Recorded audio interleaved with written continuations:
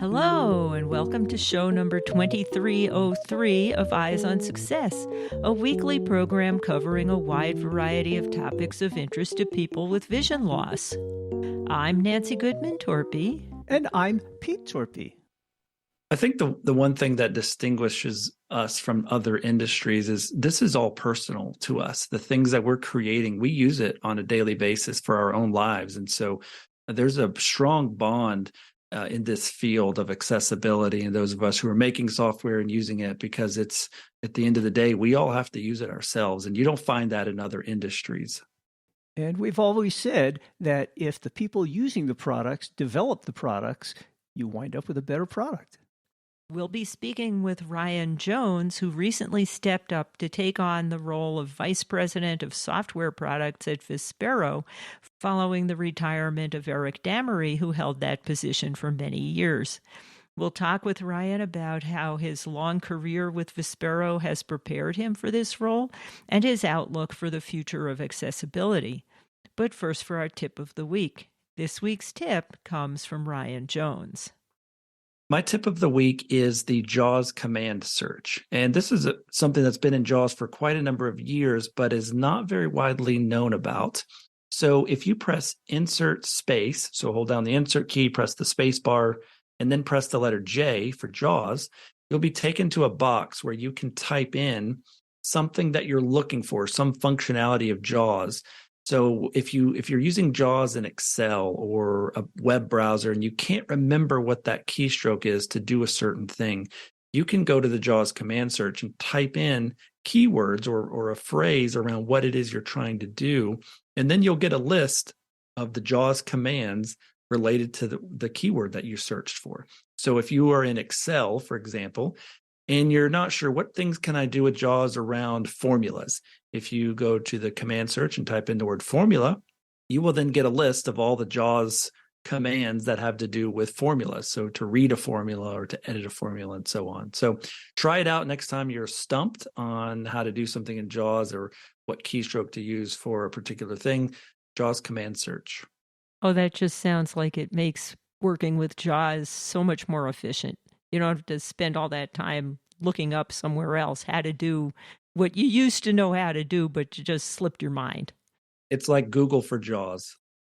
Support for Eyes on Success is provided by aphconnectcenter.org, empowering people toward independence and success by providing blogs, information, and resources for individuals of all ages who are blind or visually impaired.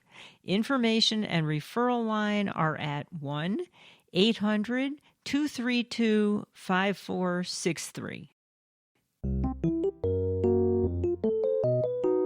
You are listening to Eyes on Success. Success, success, success, success, success. Let's start by meeting Ryan and learning about the involvement of people with vision loss in the creation of access technology at Vispero. Hi, I'm Ryan Jones, Vice President of Software at Vispero. And that's a fairly new position. It is. I started in this role at the beginning of August when Eric Damery, who's been doing this for many years, retired at the end of July. And unlike Eric, I understand you are a user of Vispero products. I am. I actually grew up low vision. So when I was younger, I could read large print books. I could kind of see the TV screen if I was near to it. I used video magnifiers, books on tape, those kind of things, and screen magnification software until I was in my early 20s. And about that age, I lost most of the rest of my usable vision. And so I switched over to JAWS, and that was around the year 2000. So I think it was probably JAWS 3.5 maybe. And so it's been over 20 years now that I've been using JAWS and, familiar with Zoom text and other screen magnification software as well. Well, as I always say to people, it's always a good thing to have users of the products also involved in the development of the products. It is, and that's one of the really great things about working with Freedom Scientific Sparrow is we have quite a lot of users that work on our products, especially on the software side. So we have people in all levels of development, technical support. All of our technical support team that works with JAWS or ZoomText or low vision or blind, training, documentation, pretty much all aspects of the development, support, and creation of the software. We have quite a large amount of representation actually from people who are users of our products as well. So we depend on it for our own use every day, not just for creating it. Support for Eyes on Success is made possible in part by our corporate partners. Find out more about partnership opportunities by sending an email to hosts@eyesonsuccess.net. This week's focus topic is a bit about Ryan Jones's background, and then how Vispero maintains their product base and keeps up with ever-changing technology. Well, Ryan, you've been with Freedom Scientific and Vispero for quite a long time. I think you joined in the early 2000s or so in their training department? I did. I kind of call this my first real job when I got out of college. I had done a couple of other things for a short while, but I started in 2005. And interestingly, I originally applied at Freedom Scientific for an IT job. My bachelor's was in information systems management and computer science. So I thought I was going to do IT work. And so I applied for an IT job, ended up going down to interviewed for the IT job. But while I was there, I learned that they were looking for someone to join Dan Clark in the training department, doing software training.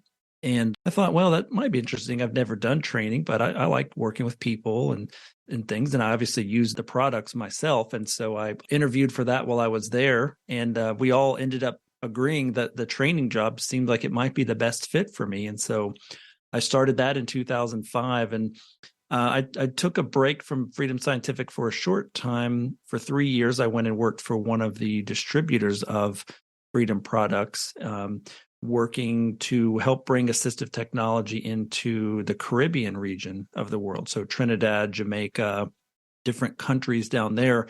I didn't live there. I lived in the Washington, D.C. area, but I did a lot of visits there in helping promote assistive technology and the doors that it can open for people who are blind or have low vision. So did that for a time, then came back to work at Freedom Scientific, stepped right back into my role as a trainer.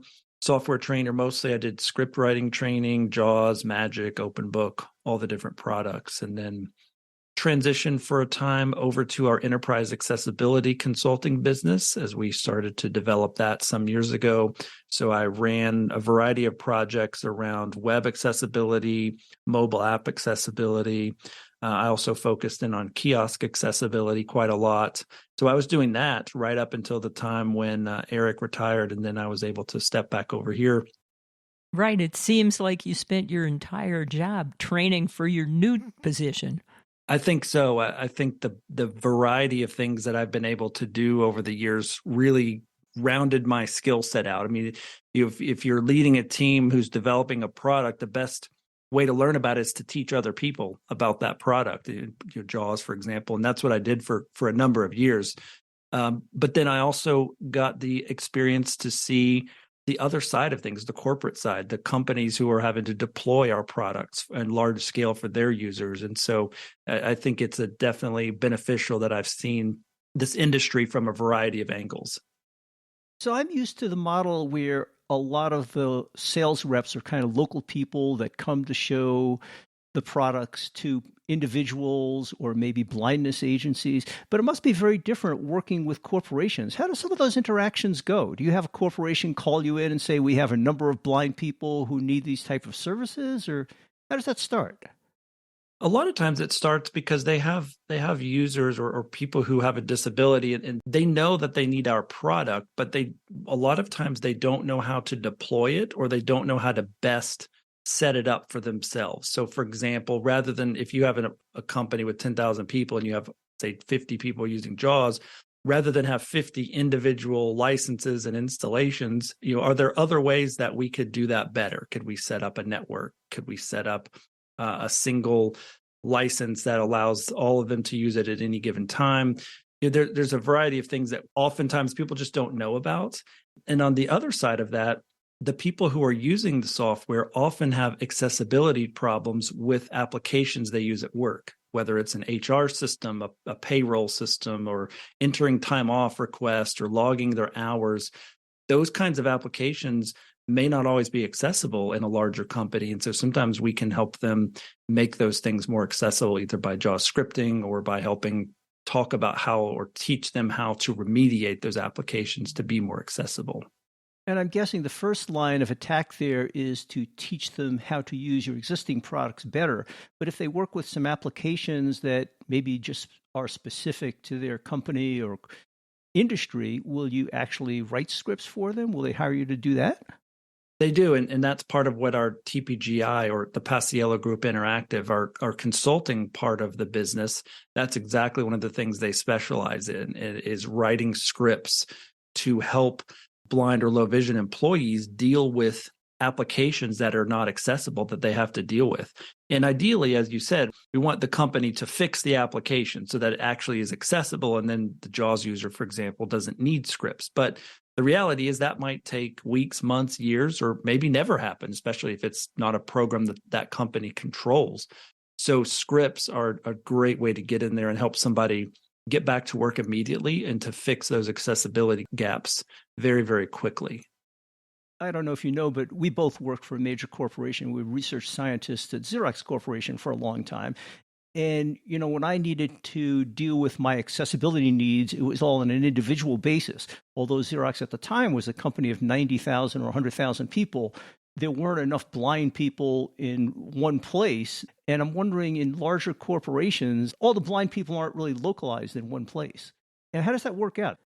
It seems to start very, very grassroots, and it kind of goes from the bottom up, so to speak. So usually you'll have a person who they have a part of their job, they can't do it because the application they're trying to work with isn't accessible. And then maybe they reach out to their manager or to the HR department, and they're requesting some help with that. And then maybe that organization, that maybe a very tiny subset of the larger company, reaches out to a company like us. Well, you guys are the vendor who makes JAWS.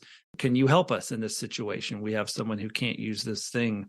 And so then we get conversations started, and then maybe we can immediately help that one particular person, but then start to help them realize this application that they're using is used by 10,000 other people at the company. There may be others who are struggling with it, and you just don't know about it, either because they're afraid to talk about it, or maybe they're just kind of getting by. So let's look at how we can help you make this accessible overall so that anyone now or down the road will be able to use it. So oftentimes I see it start really small with one little problem and then start to bubble up from there as people realize accessibility really needs to be much broader than just one particular user or fixing a problem for one person. So as software developers have become more attuned to accessibility needs over the years, have you found this process of engaging companies and working with people to be a better, more smoother interaction? I think it's generally been easier to talk about it. So I think people have a base understanding better than they used to about accessibility. So they at least kind of know the terminology. They understand the concept of it. Now, once you get past sort of that initial conversation, they usually don't really know what you're talking about at that point. So there's a lot of education that comes into play. But you're right that people at least understand what accessibility means now, whereas 10 years ago, that term didn't even make sense to a lot of people. So that gives us a good overview of how things work with commercial businesses. I guess another large part of your business is with vocational rehab agencies and state agencies. How is that different? Yeah, I mean, in those areas, our job is to create software that is useful for people in a variety of circumstances, whether you're someone who is employed, whether you're someone going to school, whether you're just using the computer to check your email, look at Facebook, browse the web, whatever it may be. The state agencies are geared to provide technology for people in a variety of life circumstances. Most commonly, we know they're providing technology for people who are employed or looking to be employed, and then also for the homemaker programs and other later in life skill sets. And so often we're working with them just to help them to get access to JAWS or Zoom Text or Fusion so that their clients can continue to do what they do. So mostly there, really what we're just trying to do is create our products to be beneficial for everyone. If you think of the name JAWS, the acronym Job Access with Speech, the first word there is job. So the emphasis with JAWS has always been around employment and making sure that we have a powerful tool to help someone be employed. But that doesn't mean that you shouldn't be able to use it for anything, even if you're not employed, if you're a student, if you're just working from home, just reading email, whatever it may be. We want to create functionality and features for people to use it. Well, and that's really important to focus on employment and functionality. I always make the distinction between programs being accessible and software being accessible versus efficient and productive to use. And I think JAWS in particular has had a real focus on that kind of productivity and efficiency. And just because I can get around the screen and see what's on the screen, if I have to tab around 100 times to find what I need, that doesn't place me on an equal playing field with my colleagues. Yeah, you're not playing from the same field, as you said. And that's one of the things that's made JAWS powerful over its 3 decades, essentially, of existence. And sometimes people will ask, especially newer users or teachers and things, well, why do you have so many settings? Why are there all these things that I can configure in JAWS? And the answer is just that someone at some time needed that. And because employment is critical for any of us, those features and those settings and things that are there are geared to help people in those environments. And so sometimes a setting or feature may not help everyone. In fact, it may only help a very tiny subset of our users. But for those subset of users, that setting or feature may be the difference in whether they can maintain their employment or not. And so that question comes up quite a lot. And that's what we always tell people is these things are here because it's the difference for people, and being able to tweak the way JAWS says something or the order that it reads it in, that can be very important when you're doing something 10, 20, 100 times a day, for example. Absolutely. Well, Ryan, now that you stepped into this new role at Vispero, tell us a little bit about what your vision for this new job and what you want to turn it into is. My role is really to lead this wonderful team. So our products have been around for many, many years, and we have a phenomenal team of engineers that are creating the software. We have a phenomenal team of support staff who are taking phone calls and answering emails to support the products, and trainers and folks writing documentation. So we have a really good team that's been in place. And in fact, many of our team, I looked at the average tenure of the people that are on my team, and it's over 10 years, which is phenomenal. We've got quite a few that have been there for 25 plus years. And so my role is just to provide leadership to this team, kind of cast the vision. Where are we going with the software? They're the ones that do all the work. I will always say they're way smarter than I am. They're the ones actually doing it. And so my role is to provide that vision. So there's 3 areas that I think are really, really critical for us. And that's education. So at the education space, making sure that we have software that students can use to function in education, because we know that's where employment starts, is getting a proper education. So making sure that we're able to use our software in education environments and be adopted by students and teachers and be usable by those folks. That's a critical area for me. And then the workforce, the enterprise kind of government side of working for people who are working and employed.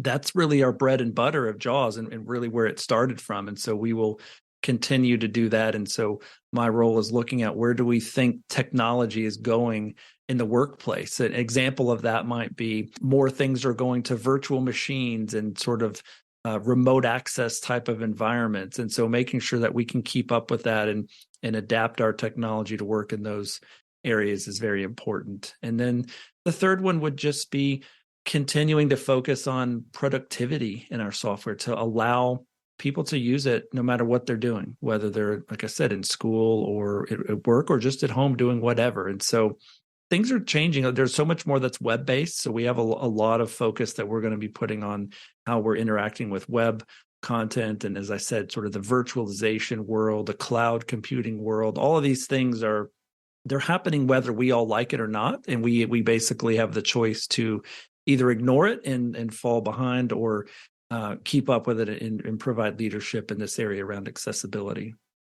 Do major tech companies ever give you guys advance notice of these upcoming changes so you can work on the potential fix before the break happens? So we have really good partnerships with both Google and Microsoft, for example, and can get some of the updates first. Also, the good news is those tech companies now have a lot of accessibility resources in-house. So most of the time, they will catch things first, and then they'll collaborate with us. Well, I think it's interesting. Just as I begin to think that my accessibility tools like JAWS and other tools are doing just the job they need to do and everything's perfect, then some change happens in technology or in operating systems, and all of a sudden there's a new paradigm of how people work, and you have to change and update these tools. And so I guess you always have to be doing that.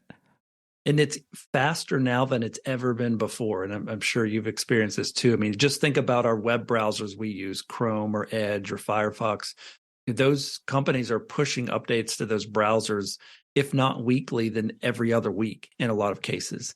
Microsoft Office is doing the same thing. They're pushing updates very, very quickly. And so there's always going to be this game of a feature comes out or tweaks come out, and then we have to respond to it. And the good thing is that allows the larger companies like Microsoft, Google, and so on, it allows them to make accessibility enhancements or fix bugs faster. And that can be a good thing, but it also introduces more chance for things to break.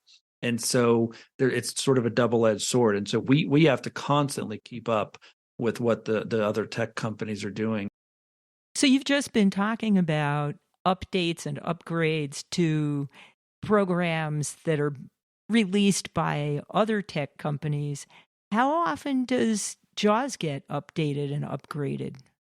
Back in the, I guess you could say the old days being like 15, 20 years ago, you had to put updates out on a CD or a floppy disk way back. And so now with everything being on the web, we can push updates or create updates at a much faster pace. So we typically, each year, we always have the one major new version. So 2023, 2024, and so on. And that typically comes out in October. And then we usually have an update to the software about every 2 months. Those updates will contain fixes to bugs that we found, changes to our software based on whatever Windows or Office is doing, and then they'll contain new features. So the original cadence was we put new features in the main yearly release, the one time a year release. That's where the new features came in. But now we don't put all the new features in that first release. We'll spread them out. So there'll be a brand new feature that may come out in February or April. And I guess we should mention that this software can sometimes be pretty costly, but you've started introducing subscription options to make it more affordable for people these days. Yes. And the great thing about it is for those who are not getting the software through a rehab agency or through your work or through some other mechanism where there's funding, we have what's called the Home Annual Program. And that's a subscription-based program. Just like if you subscribe to Netflix or other things, you can pay a yearly fee to have a subscription to either JAWS or Zoom Text or Fusion. So for example, JAWS, the cost is $95 per year. And you have access to JAWS and any updates that come out while you have that subscription. So you're not tied to one particular version. You're tied to whatever is current at that time. You can use it and you can set it up so that it'll deduct from or bill your credit card once a year. You don't even have to do anything to it. And you'll continue to have access to it. So that's been a really popular program for those who are not getting our software through other mechanisms. That is a program that's only available in the United States at this point, and we're looking at other ways that we can use that in other countries. But right now, it is unique to the United States. But it's been a great way to get people using the software who are having to pay out of pocket and not able to afford the full price of it. And I have to thank Vispero and Freedom Scientific for making the products they do. I've been using them since the mid-90s, and I use the JAWS screen reader every day. I've used a variety of their Braille displays and note takers, and they've been invaluable both professionally and at home. So thanks, guys. You are listening to Eyes on Success. Success, success, success, success, success. Now for this week's final item, how to learn more about Vispero, its component companies and their products, and how to contact them. Well, Ryan, for people who are interested in learning more about the JAWS screen reader or the Zoom Text magnification program or the combined product Fusion, where would you direct them?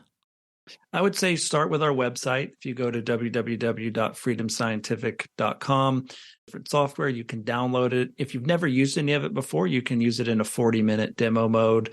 So it'll run for 40 minutes, and then you have to restart your computer, and then it would run again. So you can try it out. You can always use the home annual subscription program, like I mentioned, to kind of get started. But the website's the best way to learn. And I would say, for those who aren't really familiar, Vispero, we've kind of thrown these names around, right? Vispero, Freedom Scientific. Vispero is just a larger name of the company that owns a variety of sub-companies, so to speak. So Freedom Scientific, TPGI, Enhanced Vision, Optelect, those are all sort of sub-companies or brands that are part of the larger Vispero organization. So it could be a little bit confusing, but it's all the same company at the end of the day. You have a social media presence? You'll find Facebook. We have Freedom Scientifics on Facebook. There's actually JAWS user groups out there on Facebook where people are sharing and connecting together around the software. You'd find us on Twitter, LinkedIn. We have a great YouTube channel. We have a lot of training videos and content there as well. So you'll find us, most social media avenues, you'll find us there. And if people wanted to reach you particularly, is there a way they can do that? Yeah, my personal email address, if anyone wants to email me, is rjones@vispero.com. So that's RJONES at Vispero, VISPERO.com. If you have an idea around what you'd like to see us do with our software, whether it's JAWS or Zoom Text or Fusion, if you have a suggestion, you think, man, I'd really love to get this in the software or tell them about it, you can email me. This will go to several of us at Vispero, but email software suggestions, all one word, software suggestions at Vispero.com. That's a mailbox that I have access to and check regularly. And that's where we look to collect things, and can't promise that we'll get everybody's suggestion into our software, but I can tell you that we will look at it and consider it. So give me your ideas. Let me know what things you'd love to see in the products. And of course, you can find all of that contact information in the show notes associated with episode 2303 at our website, www.eyesonsuccess.net. That's it for show number 2303. Next week on Eyes on Success, we'll be talking with the group that creates the equipment for beep baseball players worldwide. We'll learn how the balls and other equipment are made, as well as about the surprising connection between beep baseball and the telephone company. We'll speak with John Cruz, lead volunteer, and Jay Kelly, chapter president of the Colorado Legacy West Pioneers. Well, thanks for joining us this week. And if you're interested to find out how the phone company is connected to beep baseball, join us for next week's episode. You've been listening to Eyes on Success, hosted and produced by Nancy Torpey and Peter Torpey. You can access the full archive of previous shows, subscribe to the podcast, and much more by going to our website, www.eyesonsuccess.net. If you have questions about anything you've heard on the show or have suggestions for future shows, send an email to hosts@eyesonsuccess.net. Thank you for listening and have a nice day.